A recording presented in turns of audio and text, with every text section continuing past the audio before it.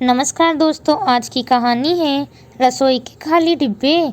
कहानी पसंद आए तो कहानी को लाइक और चैनल को सब्सक्राइब ज़रूर करें। हेलो दीदी, आपके भाई की तबीयत ज़रा ज़्यादा बिगड़ गई है, एक बार घर आ जाइए। ठीक है, आ रही हूँ। ऐसा भी क्या हो गया जो फ़ोन करके बुला रही हो? दीदी, आपके भाई को खून की उल्टियाँ हो रही हैं। डॉक्टर ने कहा है कि जल्दी से जल्दी पैसे का इंतजाम करके भर्ती करवा दो। तो जहाँ तक है कल सुबह भर्ती करवा देंगे। आप आ जाओगे तो थोड़ा सहारा रहेगा। ठीक है, सुबह 5 पहुँच जाऊँगी।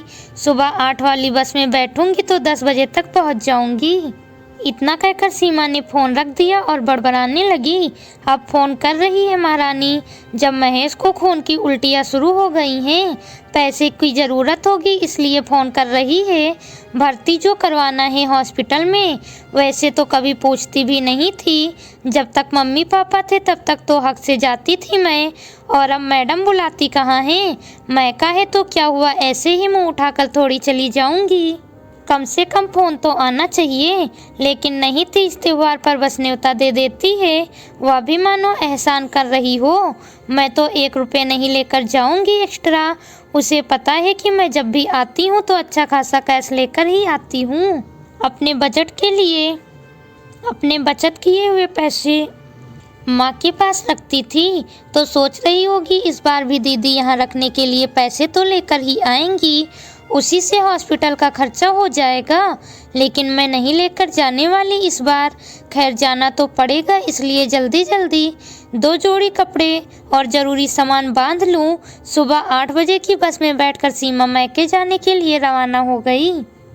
तकरीबन 10 बजे जब घर पहुंची तो देखा भाभी रीमा भाई को ऑटो में बैठाकर हॉस्पिटल ले जा रही थी। अरे दीदी, आप आ गई, या लीजिए घर की चाबियाँ। आप अभी अभी आए हैं, फ्रेश होकर थोड़ा आराम कर लीजिएगा। और बच्चे भी 1 बजे तक आ जाएंगे स्कूल से। मैं जल्दी में हूँ, डॉक्टर से बात हो गई है, जल्दी से भर्ती करवाना है। ठीक है, तुम जाओ, मेरा अपना घर है, मैं अपने हिसाब से देख लूँगी मुझे क्या करना है क्या नहीं करना है। जाओ। इतना कहकर घर का ताला खोलने लगी और दूसरी तरफ रीमा अपने पति महेश को लेकर हॉस्पिटल के लिए रवाना हो गई। इधर सीमा भी ताला खोलकर अंदर आ गई।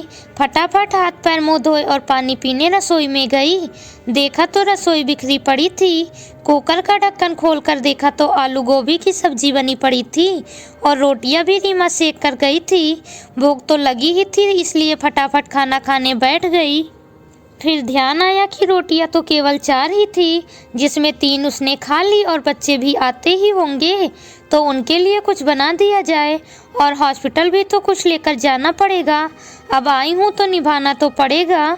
बस यही सोचकर वह लगभग 12 बजे फिर से रसोई की तरफ मुड़ी। अब चौंकने की बारी सीमा की थी।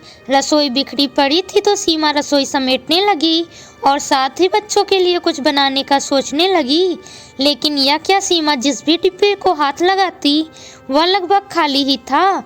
हे भगवान, राशन तो है ही नहीं, अब क्या बनाऊं? सीमा हैरान थी।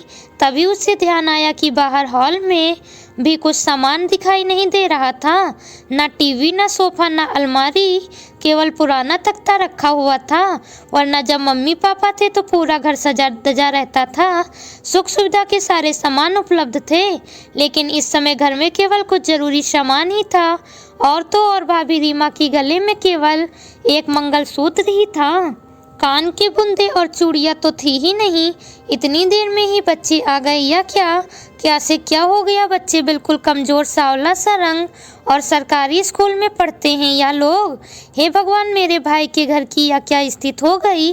और मैं क्या समझ बैठी? मैं तो दुनिया भर से कहती थी कि मेरे माता पिता के जाने के बाद भाभी पूछती ही नहीं है, लेकिन आज सब कुछ समझ में आ गया। वह किस मुँह से हमें बुलाती जब उसकी अपने घर में राशन ही नहीं था। बच्चे सरकारी स्कूल में पढ़ रहे थे, भाई कैंसर का मरीज है, ना जाने कितने रुपए उसके इलाज में खर्च कर रही होगी और उसका इंतजाम अकेले कर रही थी। हाँ, एक बार बोला भी था तो उसने, लेकिन मैं अपने घमंड में चूर थी, ध्यान ही नहीं दिया। वह जानती थी कि अगर मैं मैके आई तो अच्छा खासा खर्चा होगा, शायद इसलिए वह केवल फॉर्मेलिटी के लिए त्योहार पर फ़ोन कर देती थी। आज रसोई के खाली डिब्बों ने मेरे मायके की सारी व्यथा कह दी और मुझे एहसास करवा दिया कि मेरे भाई और भाभी गलत नहीं थे, उनकी स्थितियाँ गलत थी। मैं ना एक अच्छी बहन बन पाई, ना एक अच्छी भाभी बन पाई, क्योंकि मैं कभी उनकी परेशानी को समझ ही नहीं पाई, बल्कि हमेशा रीमा को गलत समझती रही। लेकिन अब ऐसा नहीं होगा, यह बहन अपना पूरा फर्ज निभाएगी। ईश्वर की दया से मेरे पास इतना है कि मैं अपने भाई के लिए सब कुछ कर सकूं। मन में एक दृढ़ संकल्प के लिए सुरभि घर से चली गई। बच्चों को कहकर गई कि थोड़ी देर में आ रही हूँ। वापस आए तो घर में राशन का पूरा सामान लेकर आई।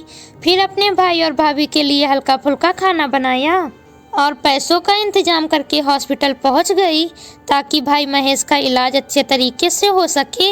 सच में रसोई के खाली डिब्बों में आज कुछ बिछड़े हुए रिश्तों को वापस एक कर दिया था। कहानी पसंद आई हो तो कहानी को लाइक और चैनल को सब्सक्राइब जरूर करें। मिलती हूँ आपसे अगली कहानी के साथ। Please subscribe channel.